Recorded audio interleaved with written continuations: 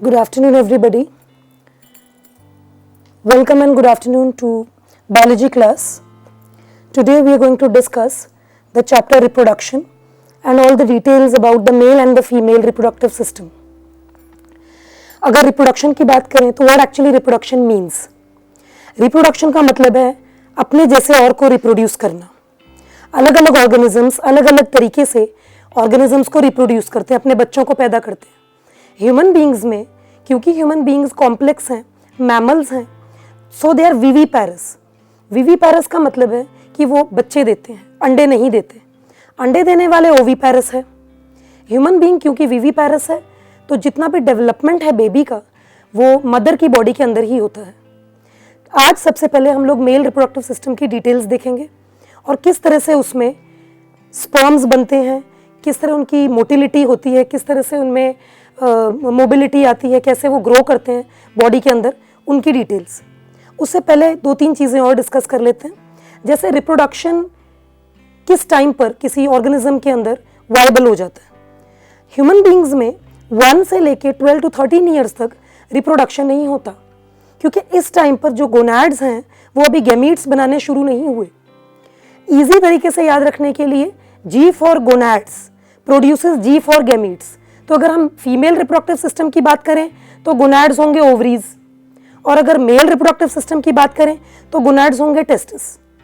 अब यहाँ पे टेस्टिस ने कौन से गैमीट्स प्रोड्यूस करने हैं? स्पर्म्स. और वहाँ ओवरीज ने क्या प्रोड्यूस करना है? ओवम. ओवरी के अंदर जो हार्मोन्स रिलीज होते हैं वो एस्ट्रोजन एंड प्रोजेस्टेरोन है, जिसकी डिटेल्स आगे करेंगे हम. और क्योंकि सबसे पहले हमने मेल रिप्रोडक्टिव सिस्टम की बात करनी है तो पहले डायग्राम देखते हैं, फिर उन्हीं की डिटेल्स आगे करेंगे. Take a close look at the diagram first. Male reproductive system comprises of the penis,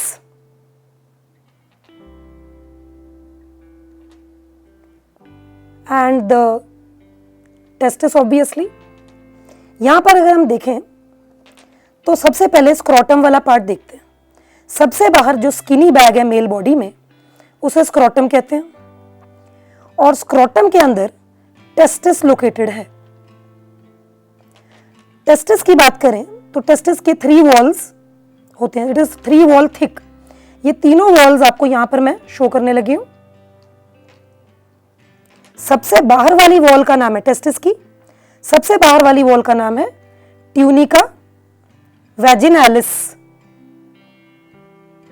tunica का मतलब साइंस में लेयर होता है या शीट होती है या कवरिंग. सेकेंड लेयर का नाम है ट्यूनिका एल्बुजिनिया, और सबसे अंदर वाली लेयर टेस्टिस की उसका नाम है ट्यूनिका वैस्क्यूलोसा. तो ये टेस्टिस की लेयर्स जो हैं ये तीनों के तीनों थिक लेयर्स हम देख रहे हैं. अब इसके अंदर शुरू हो जाता है छोटे छोटे लोब्यूल्स टेस्टिस के अंदर. वो यहां पर मैं शो कर रही हूं अब आपको. Just take a close look at these small lobules. और ये आपके कंपार्टमेंट्स हैं छोटे छोटे.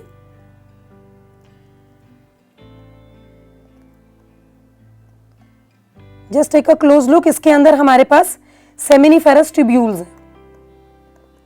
What is a seminiferous tubule?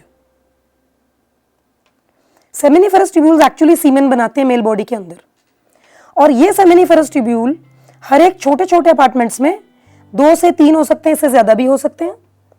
और ये छोटे छोटे ट्यूब्यूल्स आगे जाकर, यहां पर मैं जूम करके इसलिए आपको अलग से भी दिखा रही हूं ताकि आपको पता चले कि कैसे जुड़ेंगे.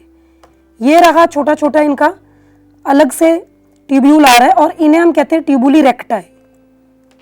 The tubuli recti. सारे ट्यूबुली रेक्टाई एक साथ जुड़ जाते हैं और यहां पर बन जाता है एक छोटा टेस्टिस जिसे हम कहते हैं रीटे टेस्टिस. रीटे टेस्टिस आगे जाकर कंबाइन होकर बन जाता है एक thick layer known as the epididymis. ये गुच्छे हैं छोटे छोटे ट्यूब्यूल्स के. सभी के फंक्शंस एंड में करेंगे, पहले आप स्ट्रक्चर देख लो ध्यान से. सारे एपिडिडाइमिस मिलकर एक मेन ट्यूब्यूल बनाता है जो बाहर को निकल रहा है सीमेन या स्पर्म्स को लेकर, और इस ट्यूब्यूल का नाम है vas deferens. This is the main tube which arises after the epididymis. अब इनके फंक्शंस देख लेते हैं अंदर से बाहर की तरफ। जो 3 लेयर्स आपको टेस्टिस के बताए गए हैं, वेजिनालिस, एल्बुजिनिया एंड वैस्कुलोसा, ये तीनों टेस्टिस के लेयर्स हैं। तो टेस्टिस इतना थिक है। अगर अंदर के छोटे छोटे अपार्टमेंट्स की बात करें तो these are the seminiferous apartments, और इसके अंदर छोटे छोटे ट्यूब्यूल्स हैं। ट्यूब्यूल्स जुड़कर ट्यूबुली रेक्टाई बनाते हैं। ये रहा आपका ट्यूबुली रेक्टाई, और ट्यूबुली रेक्टाई एक साथ जुड़कर बनाते हैं द रीटे टेस्टिस। यहां नजर आ रहा है। आगे जाके एपिडिडाइमिस की बात करें तो what is the function of epididymis. सभी बच्चों को मैं चीज बता दूं कि एपिडिडाइमिस ये वो जगह है जहां पर एक्चुअली जितने भी स्पर्म्स हैं वो इकट्ठा हो जाते हैं, लेकिन स्पर्म्स अभी रेडी नहीं है। ये sperms motility, that is mobility, और इनको एनर्जी देने का जितना भी काम है, इनका जो मेच्योरेशन है वो एपिडिडाइमिस में होता है। तो आपको याद रखना है कि what part is responsible for maturation, where does the maturation occur, where is the sperm ready for motility. ध्यान से सुनना, word motility is from the word mobility, और मोबाइल का मतलब है चलना, मूवमेंट। तो स्पर्म्स ने तैरकर बाहर निकलना है मेल बॉडी में से, और वो कैसे होगा, इस मोबिलिटी के लिए कौन रिस्पॉन्सिबल है, एपिडिडाइमिस। तो अगर आपको नीट में ये क्वेश्चन आ जाता है, एनसीईआरटी में भी ऑब्वियसली, तो अगर ये क्वेश्चन आपको आ जाए कि what is responsible for the maturation, where does the maturation of sperms occur, तो एपिडिडाइमिस में ही अकर करेगा।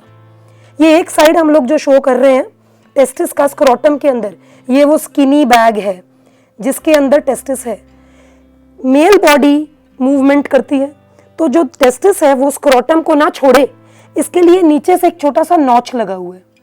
ये छोटा सा नॉच इस टेस्टिस को स्क्रोटम के साथ जोड़कर रखता है, और इस नॉच का नाम मैं यहां पर दे रही हूं gubernaculum. So boys and girls, gubernaculum is a small notch which is fixing the testis with the scrotum. Scrotum is a skinny bag. आपको याद होगा, आपने छोटी क्लासेस में किया था कि how does this testis, why is it outside the body? अब मेल बॉडी के अंदर इतनी जगह है, इसके बावजूद नेचर ने, कुदरत ने ये टेस्टिस को मेल बॉडी के बाहर क्यों लोकेट किया है। हमारी ह्यूमन बॉडी का टेम्परेचर है 37 डिग्री, और स्क्रोटम के अंदर जो टेम्परेचर है वो 35 to 36 के आसपास होता है, या 34 भी। तो 34 से 36 मतलब कि 2 डिग्री नीचे स्पर्म्स एग्जिस्ट कर पाते हैं, नहीं तो हमारी ह्यूमन बॉडी की 37 डिग्री गर्मी में ये छोटे छोटे स्पर्म्स मर जाएंगे। इसीलिए 2 डिग्री कम है। This is the reason why the testis are located outside the human male body. Coming back to the structure, अभी अभी आपने तीनों लेयर सुन ली, ट्यूबुलर रेक्टाई, एपिडिडाइमिस का फंक्शन कि यहाँ पर मेच्योरेशन हो रही है। वास्ट डिफरेंस एपिडिडाइमिस में से स्पर्म्स को लेकर पहुंच जाता है इस आगे वाले हिस्से में नोन एज द पेनिस। इसकी कनेक्शन कैसे होती है उसे समझाने से पहले जरा आप ध्यान देंगे यहाँ पर कि ये रहा मेल बॉडी का यूरिनरी ब्लैडर, जिसमें सारा यूरिन इकट्ठा होना है। सभी बच्चों को अच्छी तरह पता है कि जो पेनिस है वो एक ड्यूअल पर्पस ऑर्गन है, यहीं से मिक्चुरेशन होनी है।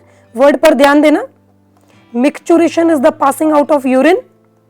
तो मेल बॉडी ने मिक्चुरेशन भी पेनिस में से ही करना है, और रिप्रोडक्शन भी पेनिस से ही होना, ऑब्वियसली, आई मीन टू से sexual contact. So this is a copulatory organ. तो ये रास्ता जो इधर से तो आना ही है फॉर यूरिन, अब यहां पर कनेक्शन कैसे होता है, वास्ट डिफरेंस ने यहां से घूमकर आना है ऊपर की तरफ से, और इसके साथ कनेक्ट हो जाना है आकर। तो ये यहां पर ब्लैडर की तरफ से घूमकर आएगा और यहां पर इकट्ठा हो जाएगा। दैट मीन्स यहां पर से यूरिन और वास्ट डिफरेंस से सीमेन ने इसी मेन यूरिथ्रा में एंटर कर जाना है।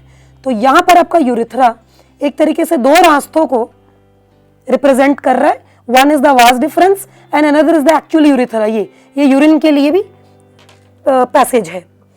Coming back to the topic, यहां रास्ते में एक ग्लैंड है बहुत बड़ा जिसका नाम है prostate gland. Boys and girls, इसको यहाँ पर बहुत हौच पौच हो रहा है, अब इस चीज को मैं नीचे दोबारा बनाऊंगी, लेकिन आप जरा इसकी पोजीशन देख लीजिए। प्रोस्टेट ग्लैंड के एक तरफ हमें देखने को मिल जाता है द सेमिनिफेरस ग्लैंड या सेमिनिफेरस या seminal vesicle, the most easiest name, और एक तरफ आपको देखने को मिल जाएगा छोटा सा ग्लैंड नोन एज, यहां पर मैं नंबर 3 दे देती हूं, the Cowper's gland. Human being कितना इंट्रिकेट है, यहां इसके नेमिंग से ही पता लग रहा है। और इस इंट्रिकेसी को मैं आगे आपको रिपीट करवाऊंगी यहां पर, ठीक है। पर वापस आपको जरा मैं टॉपिक की तरफ ले जाऊं कि हाउ इट विल अकर। यहां पर जरा ध्यान से देखिए, ये ग्लैंड्स का गुच्छा यहां पर क्यों है, क्योंकि यहां से बनने वाला जो सीमेन, SEMEN, सीमेन एक्चुअली स्पर्म्स प्लस म्यूकस, इसमें सब कुछ होगा, ठीक है। और स्पर्म्स में मोबिलिटी इस म्यूकस के कारण होगी, इसको एक साथ को हम सीमेन कहते हैं। और मेल बॉडी में एक इजैकुलेशन के दौरान अप्रोक्सीमेटली 3 ml सीमेन जो है वो रिलीज हो जाता है, अलग अलग लोगों में कम ज्यादा देखने को मिलता है। आगे बात करेंगे, यहाँ ब्लैडर की कोई बात नहीं होगी, पर बात होगी यहाँ ब्लैडर की इसलिए बात की क्योंकि बताने के लिए कि किस तरह ये अंदर ही अंदर लोकेटेड है, अंदर ही अंदर किस तरह इंटरकनेक्टेड है। एक बार सीमेन वास डिफरेंस से होते हुए इस रास्ते से निकल आया तो it will reach this place, और ये है penis. Penis is an elongated organ, ये हम देख रहे हैं, ये main body of the penis है, और मेल में टिप ऑफ द पेनिस थोड़ा स्वोलन है। इस हिस्से को हम कहते हैं ग्लैंड्स पेनिस। ग्लैंड्स पेनिस बहुत ज्यादा सेंसिटिव है, it is very sensitive part, और इस पूरे के पूरे पेनिस पर एक स्किन चढ़ी हुई है।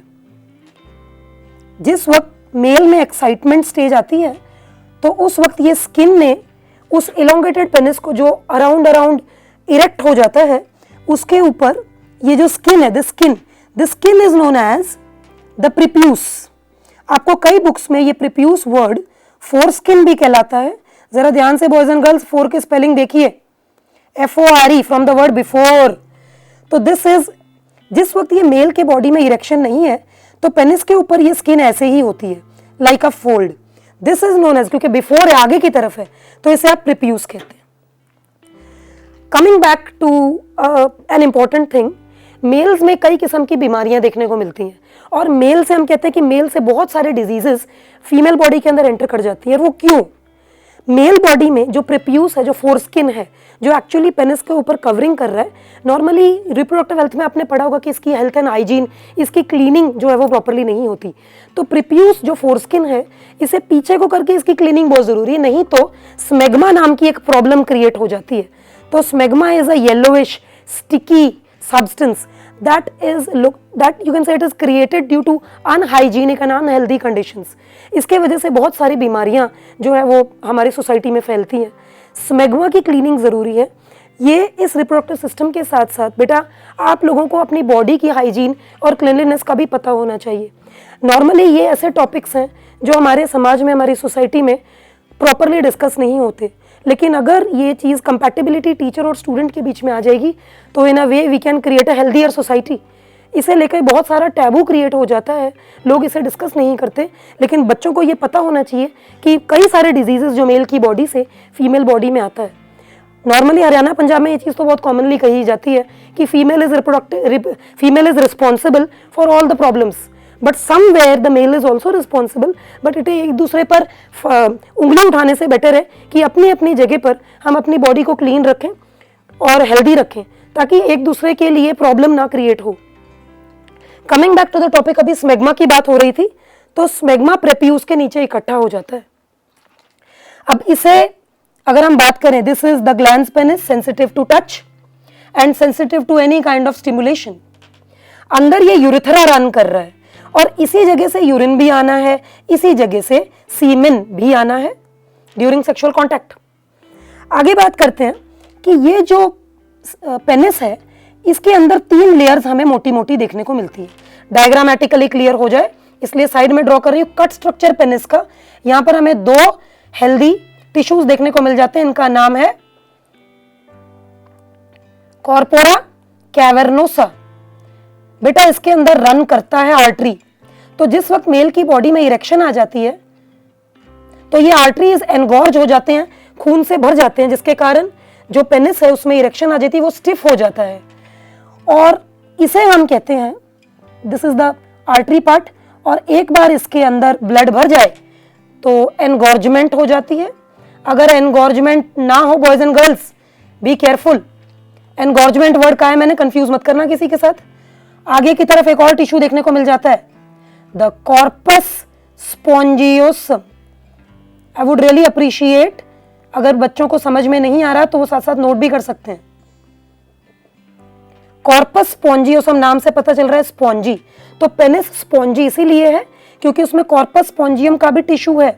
मेल की बॉडी में इरेक्शन या स्टिफनेस आने की वजह ये तीनों के अंदर जो आर्टरीज हैं उसमें एनगॉर्जमेंट दैट इज ब्लड का रश आना शुरू हो जाता है, रश ऑफ ब्लड। बेटा जिन लोगों में ये चीज नहीं हो पाती उनमें पेनिस इरेक्ट नहीं हो पाता और सेक्सुअल कांटेक्ट में एक प्रॉब्लम क्रिएट हो जाती है। ऐसे आदमियों को नॉर्मली हम इम्पोर्टेंट कहते हैं।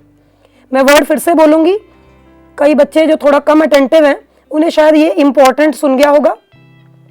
Be attentive, the word is important.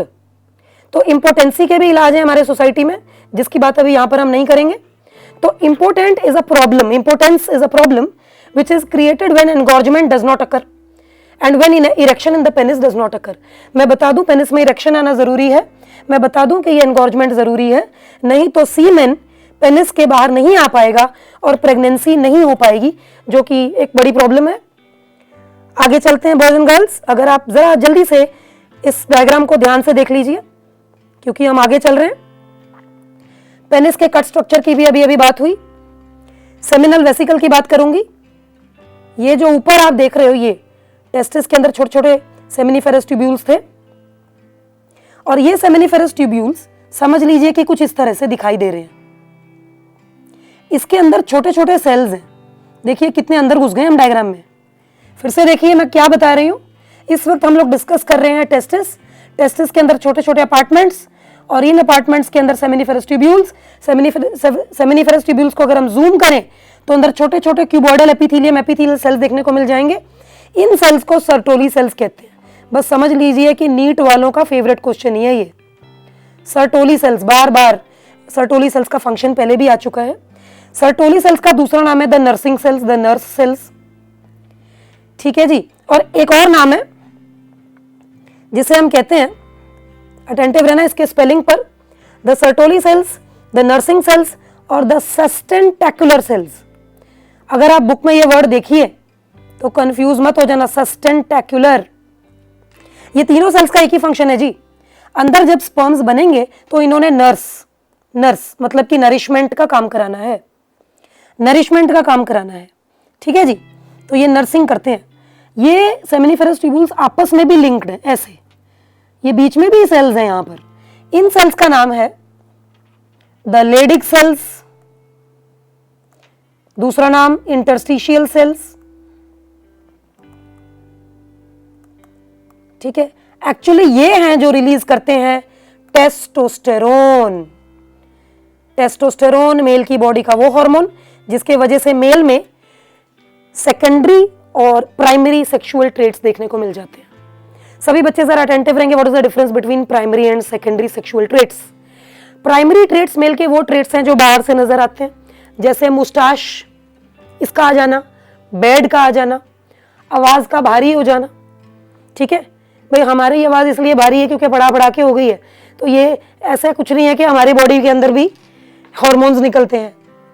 Thank you for your beautiful smile. आगे चलते हैं कि मेल बॉडी में जो ये आपका वॉइस बॉक्स है इसके अंदर लगे हुए कॉर्ड्स मेल में ब्रॉड हो जाते हैं और ये broadness thanks to the testosterone.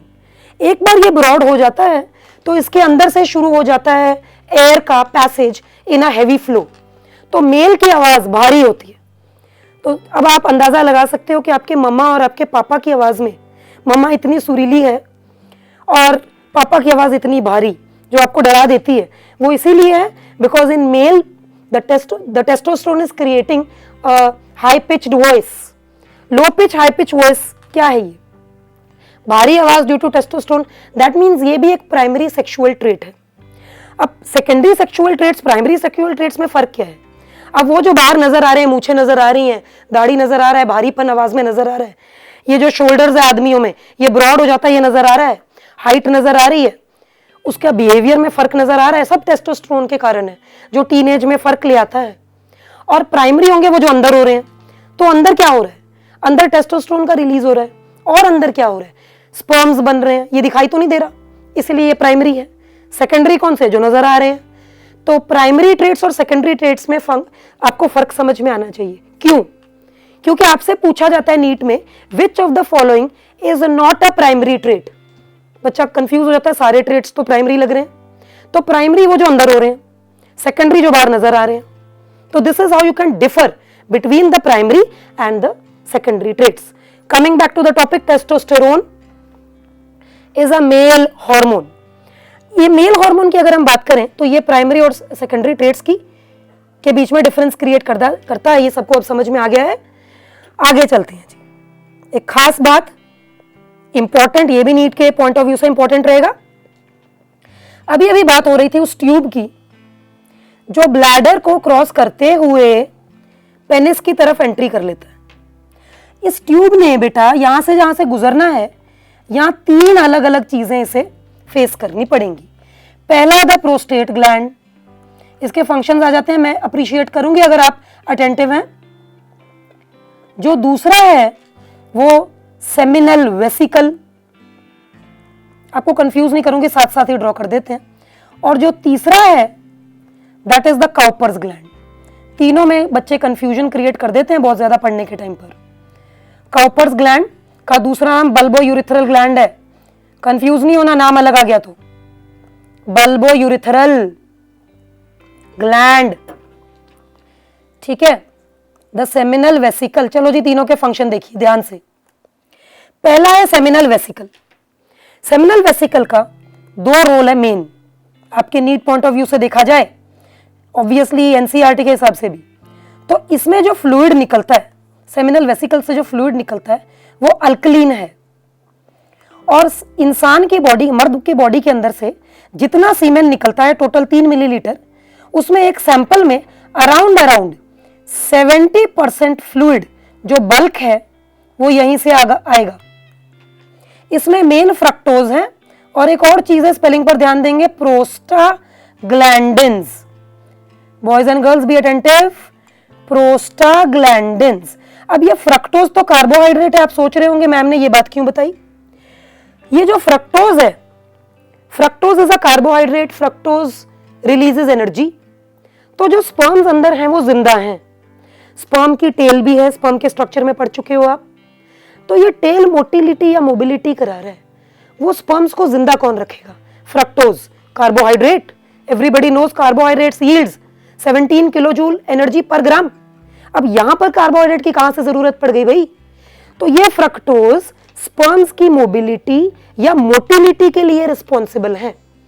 Boys and girls इस बात पर ध्यान देना मैं क्या कह रही हूं। अब अगर किसी मेल बॉडी का फीमेल बॉडी के साथ सेक्सुअल इंटरकोर्स होगा तो फीमेल बॉडी में जो फ्रक्टोज नजर आता है फोरेंसिक जांच से, इसका मतलब अगर किसी फीमेल का रेप हो जाता है तो फ्रक्टोज का पाया जाना रेप को कंफर्म करता है। दैट मीन्स कि फीमेल बॉडी का कोई हिस्सा फ्रक्टोज रिलीज नहीं करता। इसके बावजूद अगर अंदर छोटा सा भी हिस्सा फ्रक्टोज का नजर आ रहा है तो कंफर्म हो जाता है कि इस फीमेल के साथ सेक्सुअल कांटेक्ट मेंटेन करा गया है। तो नीट के पेपर में विच is the forensic confirmation, who confirms, तो आपने बताना है फ्रक्टोज, कि फ्रक्टोज का फीमेल बॉडी में पाया जाना इस बात को कंफर्म करता है कि यह चीज हुई है। प्रोस्टाग्लैंडिन्स का फंक्शन क्या है? प्रोस्टाग्लैंडिन्स मेल बॉडी का हिस्सा है मगर इसका फंक्शन फीमेल बॉडी में देखा जाता है। कैसे? अगर सीमेन फीमेल बॉडी में एंटर कर चुका है सेक्सुअल कांटेक्ट के बाद, तो फीमेल की बॉडी के अंदर कंट्रैक्शंस, ताकि सीमेन अंदर आ जाए और प्रेगनेंसी प्रॉपर्ली हो जाए, उन कंट्रैक्शंस के लिए रिस्पॉन्सिबल है प्रोस्टाग्लैंडिन्स। तो मेल का एक हिस्सा that is prostaglandins is responsible for the contraction of the female part. Coming further to the topic, अभी अभी आपको सेमिनल वेसिकल के फंक्शन समझ में आ गए। आ जाएंगे प्रोस्टेट ग्लैंड के इसमें। What does the prostate gland do? तो प्रोस्टेट ग्लैंड का जो फंक्शन है वो भी अल्कलीन फ्लूइड रिलीज कर रहा है, फाइन। तो बाकी का जो अराउंड 25 से 26% बल्क मेल बॉडी से निकलने वाला प्रोस्टेट ग्लैंड का होगा। अगर हम प्रोस्टेट ग्लैंड की बात करें तो प्रोस्टेट ग्लैंड के अलग अलग किस्म के फ्लूइड्स होंगे और ये अल्कलीन फ्लूइड में नॉर्मली ये नरिशमेंट प्रोवाइड करता है। नरिशमेंट प्रोवाइड करने का सारा काम प्रोस्टेट ग्लैंड का होगा। इसके अलावा प्रोस्टेट ग्लैंड में एक नई चीज देखने को मिल जाती है, सिट्रेट। ये भी एनर्जी देगा, ये भी नरिशमेंट देगी, ये भी मोटिवेशन करेगा। तो ये है प्रोस्टेट ग्लैंड का काम। प्रोस्टेट ग्लैंड का पीएच वैल्यू 7.5 है और स्पर्म्स में मोटिलिटी और स्विमिंग करने के लिए, ध्यान देंगे, motility, motility from the word similar to the word mobility, mobile, move करना। तो ये मोटिलिटी इसके वजह से, सिट्रेट की वजह से होगी। 7.5 इसका पीएच देखने को मिलता है और ये है प्रोस्टेट ग्लैंड का मेन फंक्शन। आखिरी, last but not the least, is the Cowper's gland. Cowper's gland, जिसका नाम बल्बो यूरिथ्रल ग्लैंड भी है, इसका काम क्या है? इसका काम है, अब ये देखिए, ये पेनिस की तरफ जाने वाला ट्यूब है, ये एक्चुअली कहां से आ रहा है? ब्लैडर में से। इसका मतलब अगर इस आदमी ने यूरिन निकाला है इसी रास्ते से जो पेनिस की तरफ जा रहा है, तो इसका मतलब जो यूरिन यहां से गुजरा है, यूरिन एसिडिक है। अब अगर इस मेल ने मिक्चुरेशन कर दी, यूरिन यहां से पास आउट कर दिया, अब अगर यहां से सीमेन ने पास आउट होना है तो ये एसिडिक रास्ता बना, जो थोड़ा थोड़ा बहुत यूरिन यहां पर लगा रह गया है वो एसिडिक होगा, thanks to the Cowper's gland, जो इस एसिडिक काम को खत्म कर कर इसे अल्कलीन बना देता है ताकि गुजरते हुए स्पर्म को कोई नुकसान ना हो। तो काउपर्स ग्लैंड का फंक्शन इस एसिडिटी को खत्म करना है, इसलिए ये भी अल्कलीन होगा। और इसके अलावा ये ग्लैंड्स का एक और रोल है कि सेक्सुअल कॉन्टैक्ट से पहले lubrication of the female glands के लिए, sorry, lubrication of the female organ के लिए, let's make it more precise, ज्यादा एक्यूरेट कहें, और मेल के बॉडी में भी जो थोड़ा बहुत म्यूकस रिलीज होता है वो इसी ग्लैंड में से रिलीज होता है। तो तीनों के फंक्शंस अब सभी बच्चों को समझ आ गया होगा। प्रोस्टेट ग्लैंड 25 to 26% और आपका seminal vesicle 70% of the whole bulk. Cowper's gland जो बच गया वो काउपर्स ग्लैंड के सीक्रेशंस देखने को मिलेंगे। तीनों ग्लैंड्स के फंक्शन के बाद एंड में हम जरूर बात करेंगे मेल की प्रॉब्लम्स। तो जरा ध्यान देना, वो कौन से प्रॉब्लम्स है जो मेल फेस करता है। पहला प्रॉब्लम इंपोर्टेंस, जो मैं बता चुकी हूं, और अभी सभी बच्चों को याद आ गया होगा कि इंपोर्टेंस कब होगा। इंपोर्टेंस तब होगा जब वो तीनों के तीनों टिश्यूज में एनगॉर्जमेंट नहीं होगी। आगे बात करेंगे और प्रॉब्लम, यूनकिज्म।